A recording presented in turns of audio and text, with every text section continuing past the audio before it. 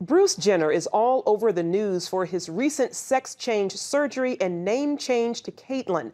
Caitlyn has been hailed a hero by some in the LGBT community. But one man who has changed sexes twice says that the transgender movement has left a trail of misery in its wake. Is sex change surgery the answer to gender dysphoria? Here with us now by Skype is speaker and author of several books addressing sex change regret, Walt Heyer. Walt, thanks for joining us today. Yeah, thanks for having me on. Now, first of all, not only have you done extensive research on sex change surgery, you've been through the process yourself, but you say it fixed nothing. What can you share with us about that? Yeah, when people go through this gender change, there's very high expectations that, their life is just going to be wonderful and everything's going to be great. And I can tell you the way it starts, that was true for me. But then there's a time, what I call, when you kind of begin to sober up and realize that gender reassignment surgery really doesn't make you a female. It's much more to being a woman than just having some cosmetic surgery and hormones. Definitely. Well, let's talk about the history of sex change surgery. Why do you say we shouldn't be so quick to push people with gender dysphoria towards it? Well, because what we do know today is that well over 60% of the people who have a desire to change their gender are suffering from some what they refer to as a comorbid psychological or psychiatric disorder. And those disorders are often separation anxiety, schizophrenia as an example, bipolar disorder, dissociative disorder, personality disorders, narcissism, that are not generally addressed prior to going through a gender reassignment surgery. They don't really do an adequate and deep psychological evaluation to see if these comorbid disorders actually exist in the transgender who's requesting a surgery change. Okay. Well, in your book, Paper Genders, you address gender change regret from a scientific research point of view. Can you give us some highlights about that?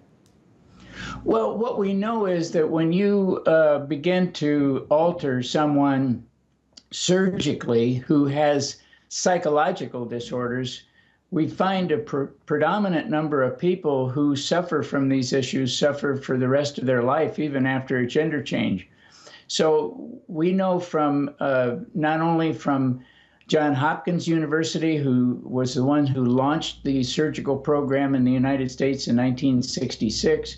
After 10 years of doing the work, they interviewed people who had gone through the surgery and found that it was not effective in changing their attitude and or their life for the better. And this also was played out by Dr. Illenfeld, who worked with Harry Benjamin for 6 years at his clinic, and found that given hormone therapy to transgenders was causing them to have too much unhappiness, in his words, and too many suicides. So the suicides are really the dark side that people fail to talk about. And I'm glad we're having this discussion about it, because if in fact changing genders was really successful, then 41% of the people who are attempting suicide would be happy and not be resorting to attempting suicide. Indeed. Well, Walt, you also talk about bullying and other challenges that transgenders with sex change regret face. What do you mean by that? Well, I think, there are bound to be people who are not happy with transgenders, and so they come against them and say things that are hurtful.